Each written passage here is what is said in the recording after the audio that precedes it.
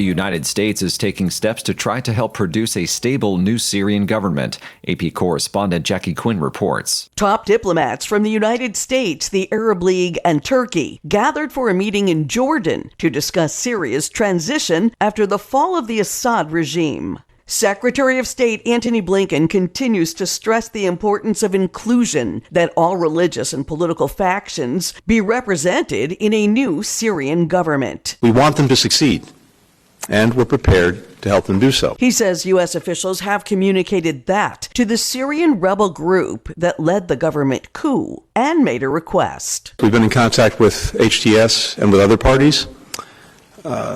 We have impressed upon everyone we've been in contact with the importance of helping find Austin Tice. The White House suggested last week it appears Tice, who was taken captive 12 years ago, is still alive, but they don't know where he is. I'm Jackie Quinn. South Korea's parliament votes to impeach President Yoon Suk-yeol over his martial law order. AP correspondent Mimi Montgomery reports.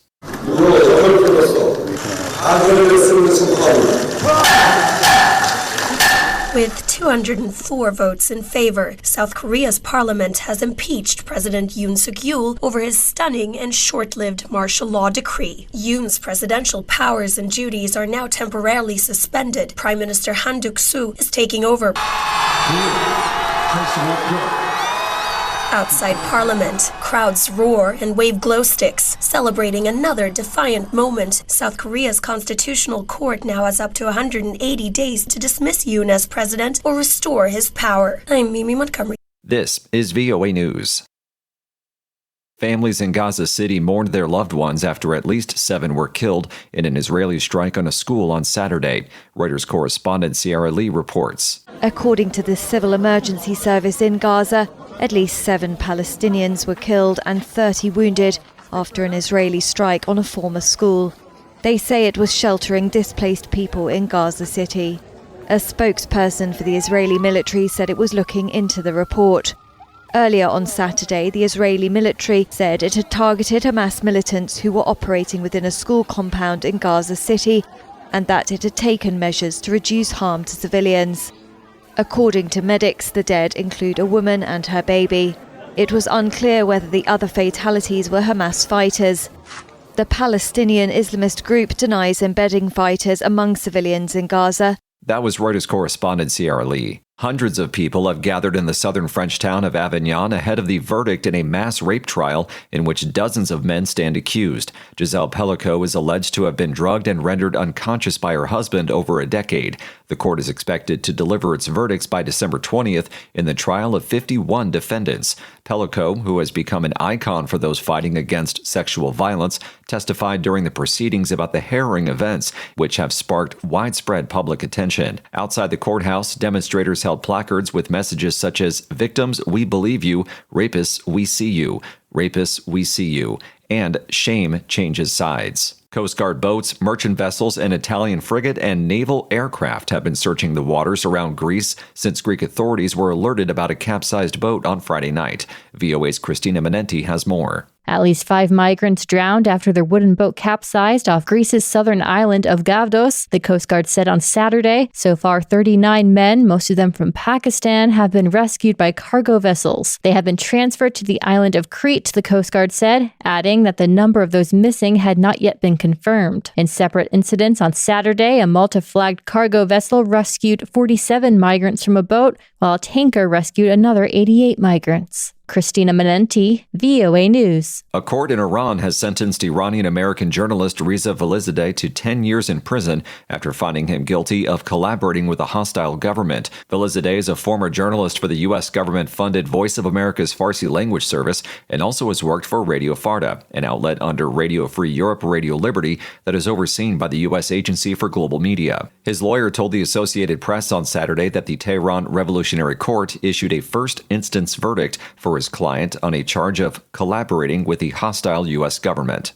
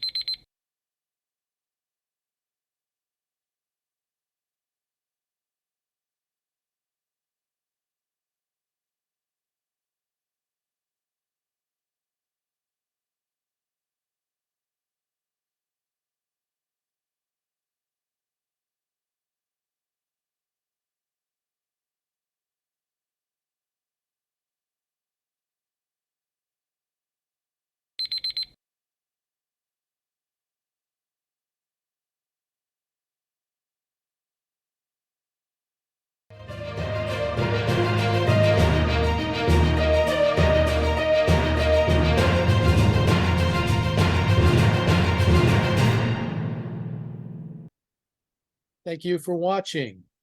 Can you do me a favor? Please leave a comment in the comment section below. That would really help. Thank you, and see you again soon.